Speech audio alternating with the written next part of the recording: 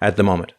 I think that the actions of the Home Office, the British Home Office, over the last week have definitely built up to that moment. I think that people in this country realised very quickly when we saw Brittany Pettibone, Martin Selner, then Lauren Southern, and even Lutz Backman on the morning of the demonstration. When we saw innocent people, when we look in our country and we know who's coming into our country, we see it every day. We see cases, whether it be the Parsons Green bomb attack this year, refugees, all these people who are coming in who are known for extremism. We literally have people, we have 1,000 jihadi brides on their way back to this country. We see all of these things, and then we see who our government was making the stand against, who they were quick to hold, detain, and not just prevent coming into our country, but the actions to Martin Selner and Brittany Pettibone, to punish them for 3 days in a detention centre, to put their lives in danger. These acts it made the British public become very aware. And I don't think I was really aware the feeling until I got to Speaker's Corner. And then the history of Speaker's Corner and all of it built up for that moment. And I wasn't sure what to expect myself. I wasn't really sure what to expect. And yeah, then, and even taken up in the moment of it all to understand how big it was or what was happening until I could get back afterwards. It's like whenever I give a speech, whenever I do an interview, until I watch it back to really work out and look at from all sides how it played out.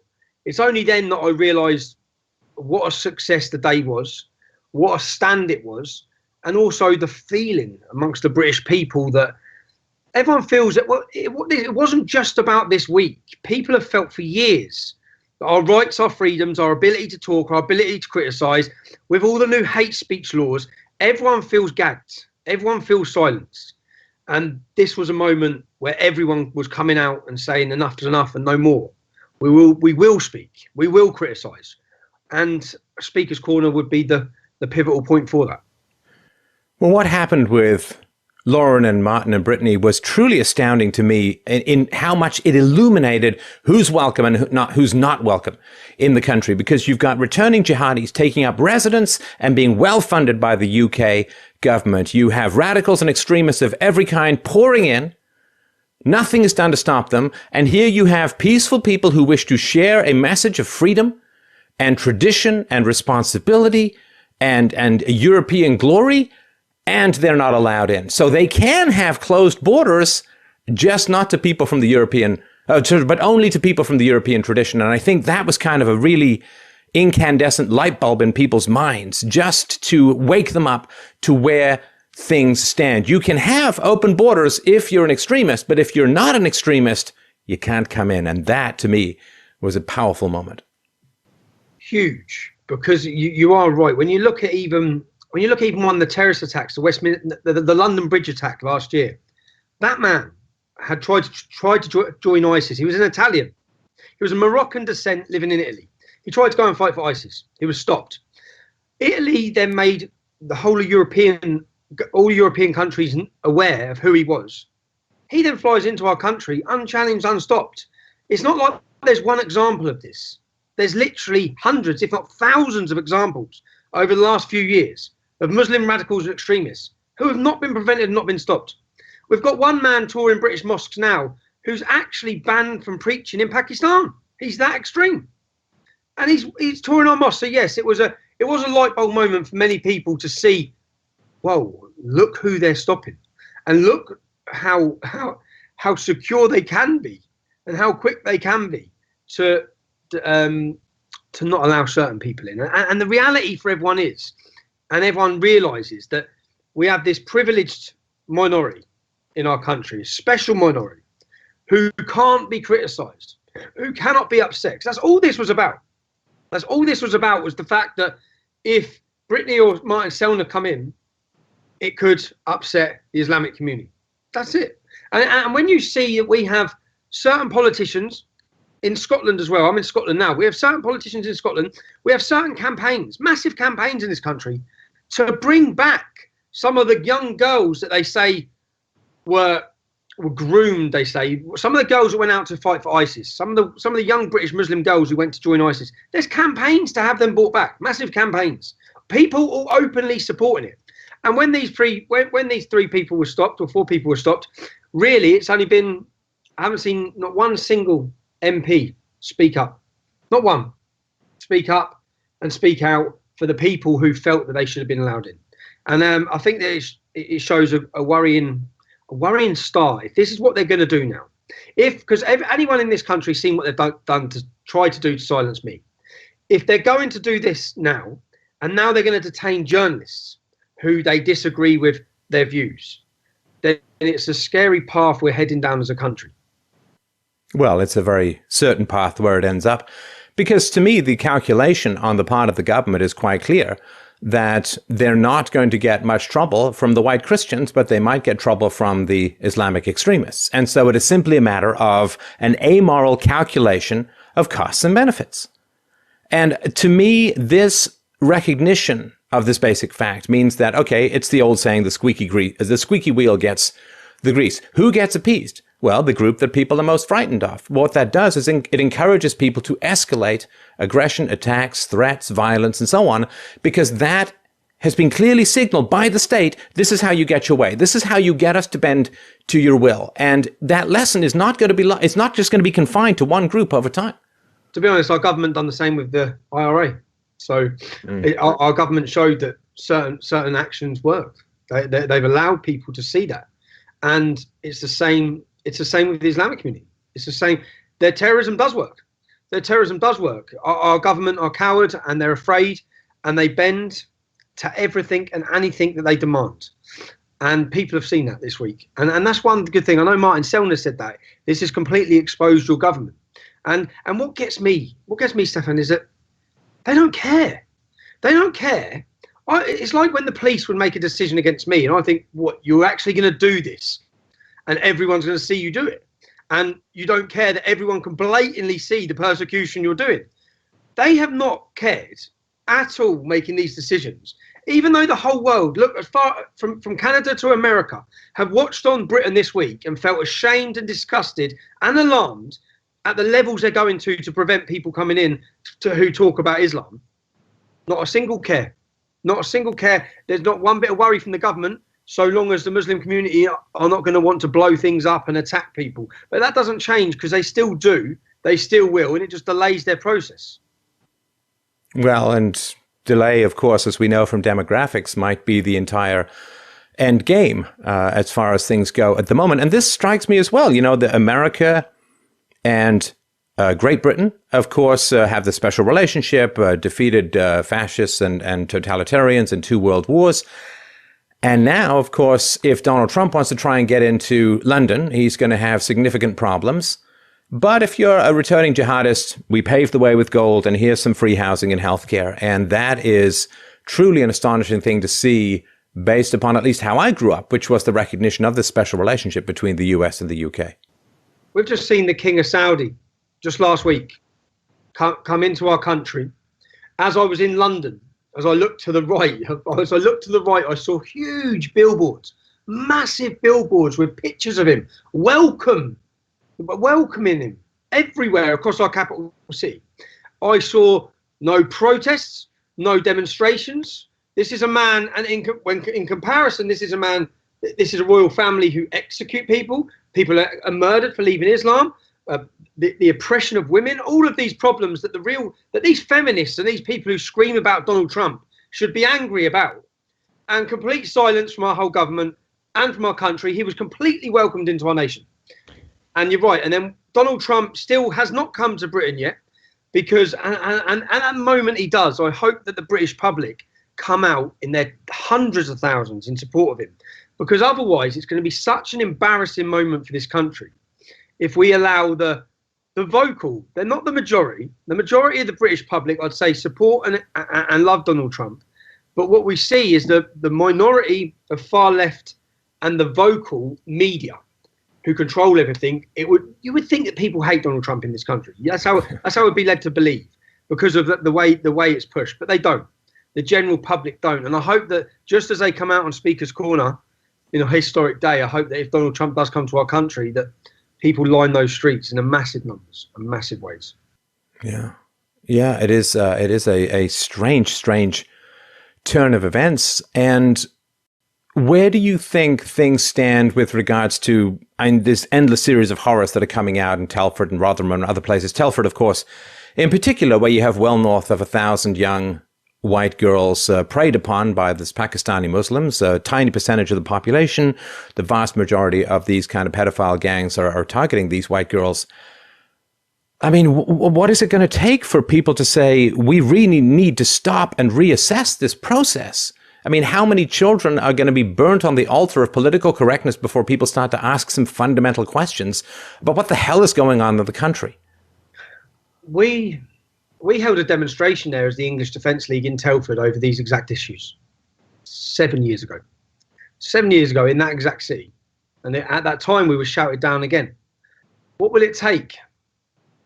That is the big question. When you see, and whether you need to really humanize these stories, because I don't think people reading these stories are really putting in to the stories how big this is.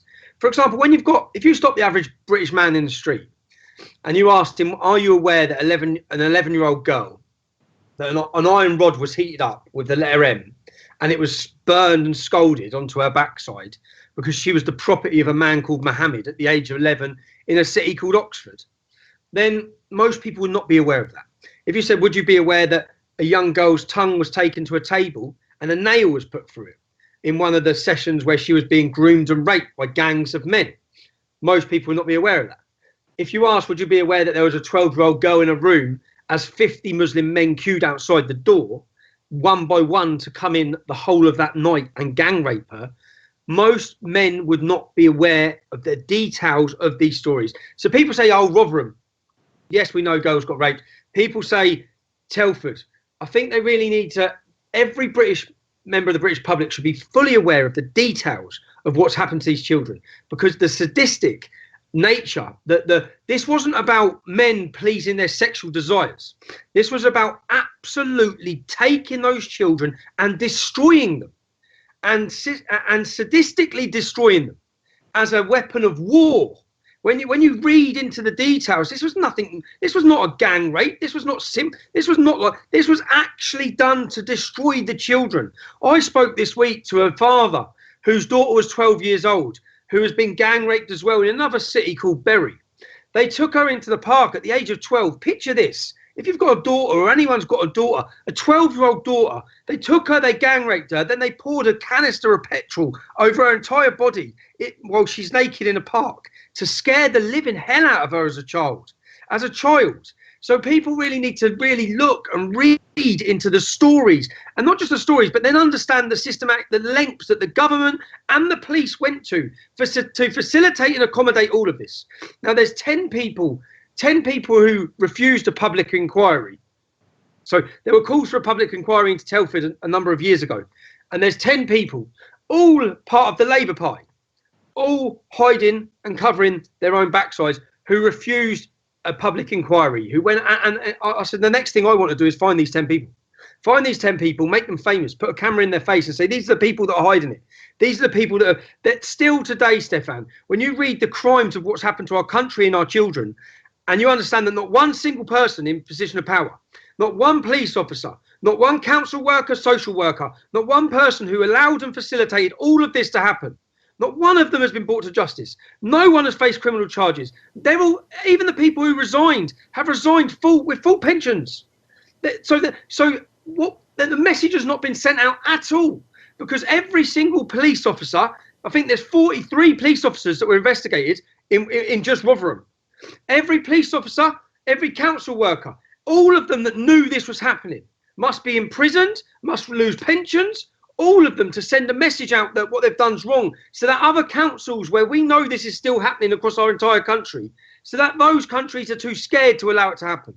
Because I'm sorry, but when you look at the power of political correctness, when you ask how powerful is political correctness, and then you read the crimes against these children, and you think that men actually stood by and let this happen, and are still letting it happen today.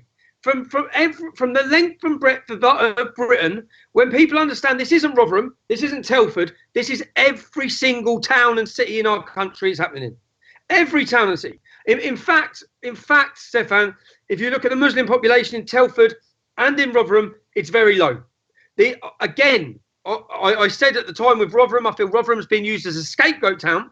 There's only 3,500 Muslim men in Rotherham of the age it can fit. Yeah. Now you compare Rotherham to Bradford, or Rotherham to Birmingham, or Rotherham to Luton. The problems in the other cities with massive Muslim communities are probably so unthinkable or so untouchable that they've used smaller cities where there's not that many Muslims to really shine a light on it. Whereas the reality is that I think they've just been used as scapegoat towns. And the reality, if people understood, is that upwards of probably a million children have been raped across this country. Oh, and I recently did a video on this, Tommy, and I was basically asking the question, which is on a lot of people's minds, is where the hell are the parents? Where the hell are the fathers in particular? And I got stories, of course, and people said to me that they sent me stories where men tracked down their children to where they were being held in these rape houses and these pedophile houses. They call the police come along and arrest the fathers who are trying to save their children. Arrest the fathers and do nothing about the rape gangs. That's actually in the government report. That's actually that case. You see, we spoke about these crimes since 2004, actually, but really since 2009 in a big way. And people thought we were lying. People thought we were exaggerating. People didn't believe us. When we said the police do this, the police do that, people didn't believe it. Only now in the J report from Rotherham, we find out that, yes, you're right, two fathers got together. They went to try and get their daughters back who were in houses held by men, and they arrested the fathers. Another case, an 11-year-old girl was in a derelict home, like a derelict property, and there was 5 Muslim men in there, all raping her. The police turned up in the home, in the building. They arrested her for drunken disorderly. They let the men go on their way. When you understand the lengths that there was one father that I actually met, who's from a city called Blackpool, up in the north of England. Blackpool actually is where 2 young girls have been murdered. The same as Telford, young girls have been murdered. One of the girls, Charlene Downs in Blackpool, was murdered and chopped up as a kebab meat and fed as kebab meat. And the police actually the men got off. The men have not been brought to justice. The men were still running the same takeaway that they'd done it in. They're just horror stories that people can't understand. And in this town of Blackpool, so the father, I spoke to the father who they took his daughter. And when they took his daughter, the boy who was raping her, the Muslim boy would be raping her, but he'd be ringing the girl's dad. So he has to listen on the phone as the man and his father, him and his dad. So the Muslim boy and his dad are raping this man's daughter, and they're phoning him, so he has to listen to her. This is the lengths of the sickness of it, and the way it's being done and used as a weapon against non-Muslims. If you I've spent time with a Sikh charity called Sikh Awareness Society, who have been battling this since the 1980s. It's always the same. The comments made by the men whilst they're doing it, it's religiously motivated. It's always about the girl being a kafar, a filthy infidel, all the things all the way through this. And still with the Telford case, the Telford case come out in our papers last week. Not one mention of the word Muslim, not one mention of the word Islam. Still, we've had all of these cases, all of the facts, all of the things for people to research and look into to find out that 90% of grooming convictions are Muslim men, that 20% are called Mohammed. All of the facts are there. We've only seen 222 men convicted. 222 men convicted. And 1,400 children raped in one small town. This is a massive problem. I know there's court cases going on now. Huddersfield, 29 Muslim men. Oxford, Bradford, they're all taking part right now as we speak. When these court cases, Telford hit the news, but some of them, when they come to the press, they only make the local newspapers now. And to say that, if we reverse the roles, if any other group, if the Chinese, if the Russians were in our country doing this, if any other ethnic group or religious group were causing this mayhem, this destruction, this rape, this pillaging, if any other group were doing it, then our government would be calling them out, actions would be being taken. But because it's the privileged Islamic community, because it's the one community we're not allowed to talk about, It's being left. So here's another thought experiment for you, Tommy. Imagine if there were 1,000 white men in Saudi Arabia who were responsible for the rape of countless numbers of little Muslim girls in Saudi Arabia. How do you think the Saudi government would treat those white men? The way they should be treated. That's the problem. They treat them the way they should be treated.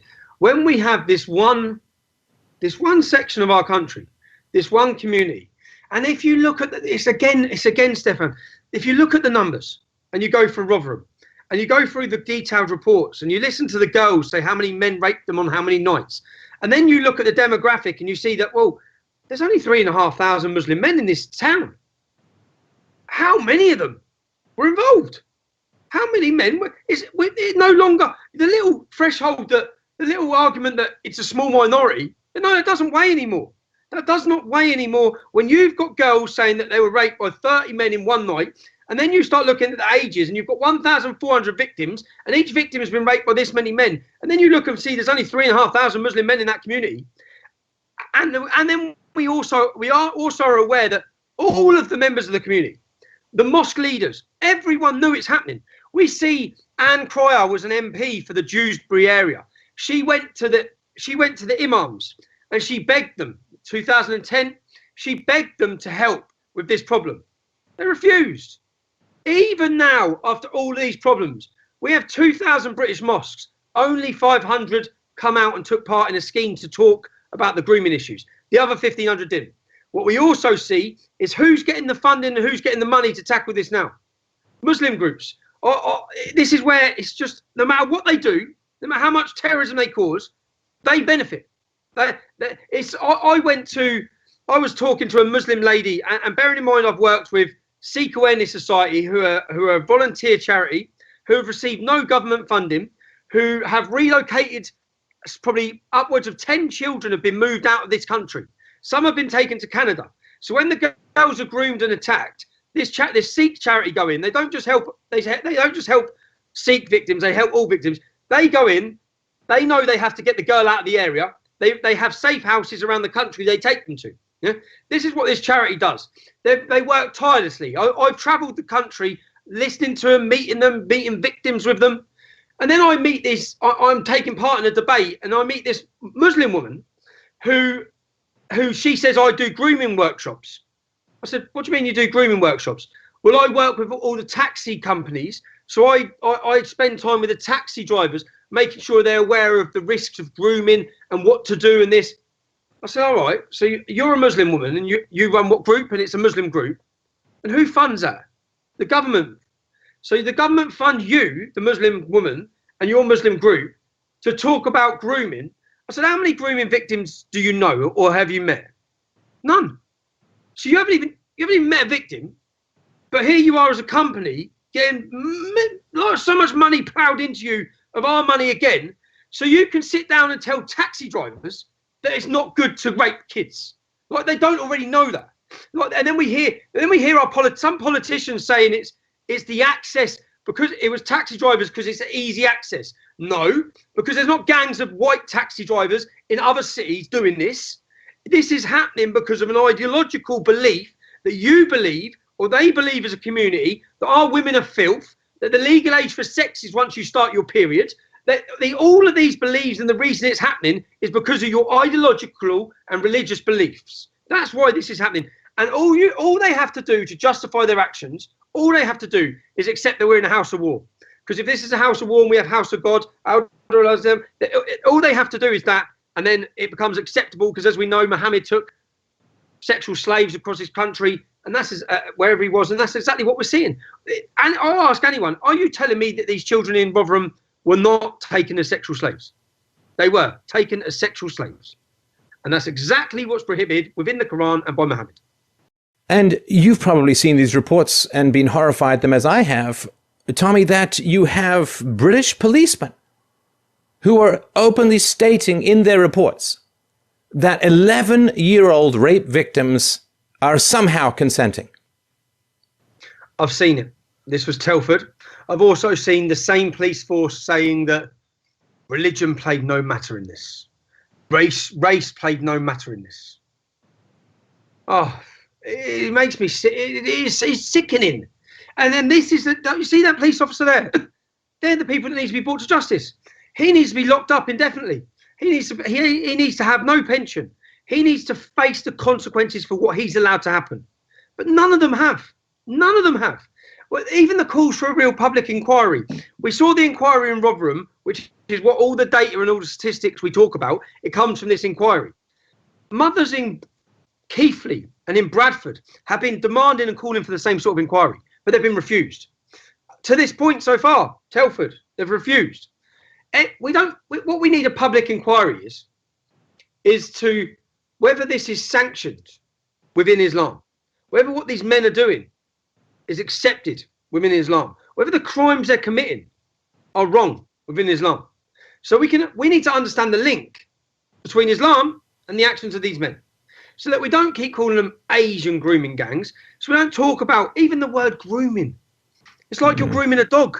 This is rape jihad. That's what's happening. We're seeing a rape jihad across our country of young girls. And people still, even after everything we've witnessed, people still are blind and oblivious. And whether they are blind or oblivious, but they're still not accepting the reality. 4%, Stefan, 4 or 5% of our country is Muslim. And just look at what's happened. Look at what's happening to our nation. Our population of 5%. And I ask people, what do you think it's going to be like with the demographical change? Are you not from the same? Are you not looking at what's happening? What do you think it's going to be like in 15 years? I've got 3 children. What do you think it's going to be like for them? Do you have no idea what's going to happen? And that's why, yeah. And I hope that, as I said, the only role we can play is try to wake people up. And I am aware that the British public are more awake now than they've ever been, but we still have a long way to go. Well, and this is some of the comments that I get, Tommy. I'm sure you get them too, where people say, I can't fight everything. I can't fight this problem of demographics. I can't fight mass immigration. I can't fight my own government, who's more likely to arrest me for criticizing pedophilia than arresting the pedophiles. I don't know how to fight this because there are so many forces arrayed against trying to get a change. And of course, the British people did, I think, try to get quite a change, or at least gain some control over their own borders through the Brexit process. And I'm sure you're aware, it was just found out that England is rolling over, the UK is rolling over to the EU, mass immigration, open borders, at least until 2020. People get almost permanent citizenship forever so that they're not uncertain about their legal status and so on. And this is after the British population took considerable risks personally and professionally to speak out against open borders, to try and gain some control over mass third world immigration. And Theresa May and others just rolling over. And I don't know if there's not going to be a free speech solution, if there's not going to be a political solution. I think we all know where this leads. I think you're right. I think that we need a political option. We need a political solution. We needed, after Brexit, UKIP brought us Brexit. That's the reality. Nigel Farage brought us Brexit. We needed that political party to then tackle Islam. We needed the Conservative Party to start losing votes and the Labour Party to start losing votes to the British public on the issue of Islam in the close-knit candidacy. But we didn't see that. That's still what we need if we don't have a political solution. And to be honest, we're the only country that doesn't in Europe. Whether it be Le Pen, whether it be Wilders, whether it be Swedish Democrats, we've seen what happened in Austria, we've just seen what happened in Italy, all these other countries. Because of our first past the post system, it's very difficult in this country. So the only way we can do it is to put pressure on starting a new party. I think it's impossible. The idea, impossible to get in power. The idea should be to put pressure and take votes from the others so that they shift on where they're at. Which they would, because they're such cowards and such. If they saw the swing, and there is a massive swing, and I think that Britain is primed, and I hope that, I don't know if you're aware, Jared Batten has taken leadership of UKIP. Jared Batten is completely sound on Islam. So if he grows into the leader that he could be, then and galvanizes and electrifies the working class on this issue. The reality is, in this country, we have no one to vote for in Islam. We have no one. UKIP never represented against Islam. UKIP was against the European Union. They didn't speak about Islam. under Jared Batten's leadership, they could. So I think in the next couple of months, we'll see as a country, do we have an anti-Islam political voice? And if we do, then that could be the solution. Without that, I see nothing but heated discussions and anger and frustrations taken to the streets. Oh, it's going to boil over into violence. I mean, there's no doubt about that. And this is why I try to keep these conversational channels open, Tommy. It's why I try to get people to continue to talk about these issues in the UK, because historically, if a people are cornered and brutalized and oppressed and made to feel strangers in their own land, and if their laws get displaced and if their population gets displaced, they do not take it peacefully. And we are, I think, still in the realm of peaceful, relatively peaceful political solutions. But I think the time for that is, the clock for that is running down. I agree. I think that this Saturday in Birmingham, Britain's second city, England's second city, I think you'll see tens of thousands of people taken to the streets under the banner of the Football Lads Alliance. This is a growing movement as well. And this is the first time that this movement would have faced opposition or been in a city that has a Muslim population. So time will tell. Time will tell what happens. But yeah, you complete. How much more? I said it after the terrorist attacks. How much more do you think British men will take? How much more does the government think English people will take? When we're seeing our children brutalised and raped, when we're seeing theatres blown up, when we're seeing and when you don't see any light at the end of the tunnel, which is there's none at the minute.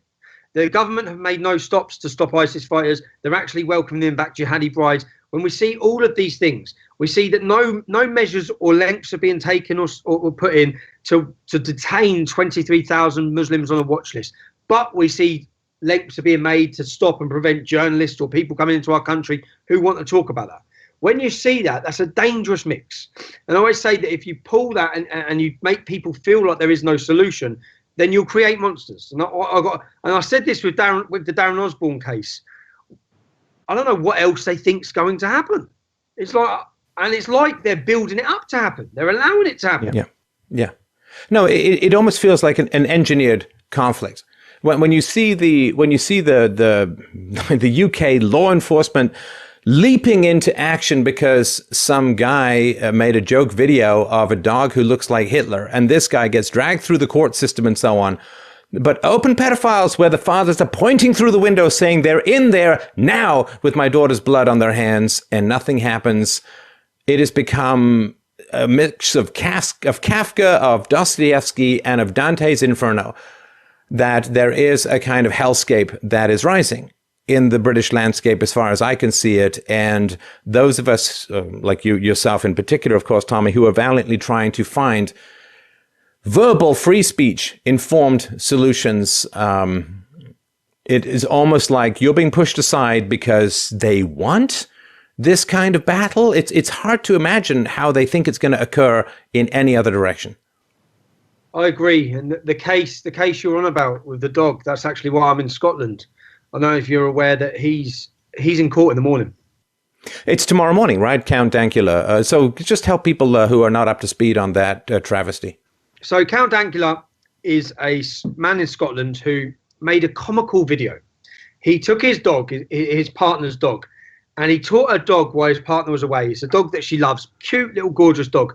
And he taught her dog that if he says gas the Jews, it lifts its paw up. Now, at worst, people would say, and if you watch the video, I don't do any justice there, because if you watch the video, no matter who you are, it's a funny video, yeah?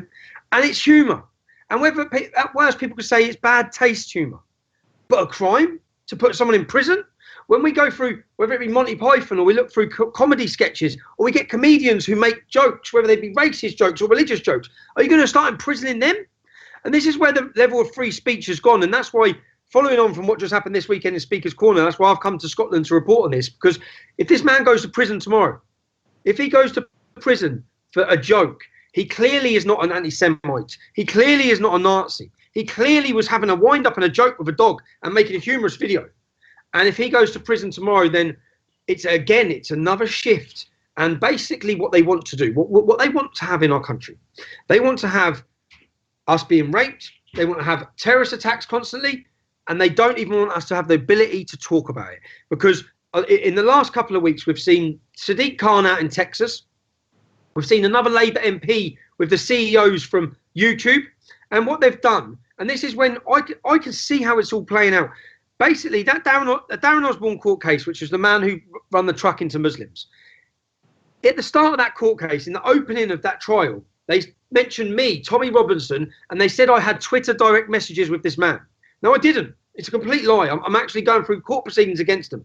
But what that's done, they used that. So a Labour MP this week went to sit down with YouTube CEOs and said, why are you promoting Tommy Robinson's videos? Why are you the man who was linked with the Darren Osborne terrorist attack?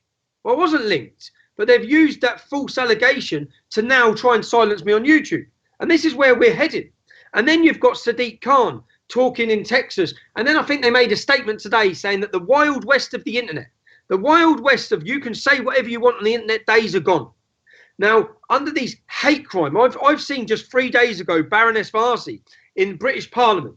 She stood up because Lord Pearson invited me into Parliament and I'd done an interview with Lord Pearson. She stood up and said, Tommy Robinson and his hate, this new word of hate, where they're bracketing everything, that's going to be used to remove us from social media, from YouTube, from Twitter, from Facebook. So then as all this is happening, you can't even talk about it. Even the people making slight comments are arrested. We saw after the grooming scandal in Newcastle, another city, 7 people made comments underneath linking it to Islam. The police went all around their houses, straight around their houses. So yeah, so this is where we're heading, and where they're heading is to silence, and free speech becomes the fundamental issue in it, which we realised this weekend. Is that if they take our speech, if they take our ability to talk about this, if they take our rights and our freedoms away to even criticise and give our opinions on it, then we have nothing. Then they just steamroll through. We are being replaced. Martin Selner's speech said that. We are being replaced. We are. You just have to come to my hometown. Look at my hometown of Luton.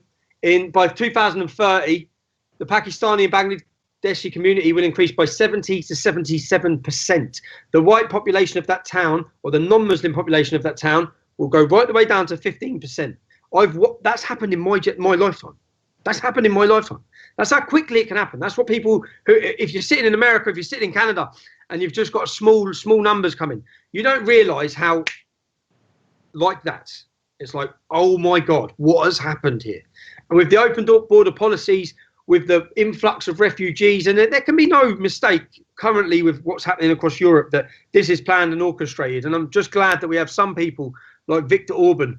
We have certain countries now coming together, whether it be Poland, the Czech Republic, hopefully now Italy, Austria. We have a formation within Europe who are repelling and ready to fight against what I'd say is the takeover of European land.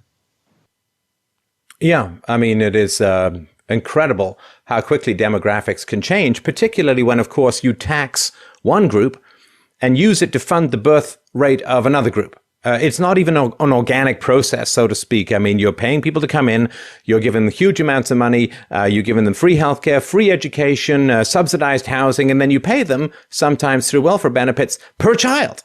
So you're taxing one group and subsidizing another group. You're taxing one group, which means they can't have as many children, and you're subsidizing another group, which means they can have many times more children. And it can happen in 20, 30 years. That is how quickly it can happen, and that is astonishing. 29% of 15-year-olds in Britain are now from immigrant background. 29%. So when that generation gets to ours, that's a 30% level of our country that will be basically from the Islamic community. Where, as I said, look at the problems we're facing from 5%. So people need to really, if you want a safe future, if you want a prosperous future, if you want to hand down to your children what was handed down to us, people need to get up, get off their sofas and get out of their houses, stop moaning about it. Yeah. Well, I appreciate the call to action. I want to suggest, of course, check out Tommy's books, Enemy of the State and Muhammad's Quran, and also check out the website TommyRobertson.online and twitter.com/T Robertson New Era. I look forward to seeing what you've got to say about the... We will make America great again.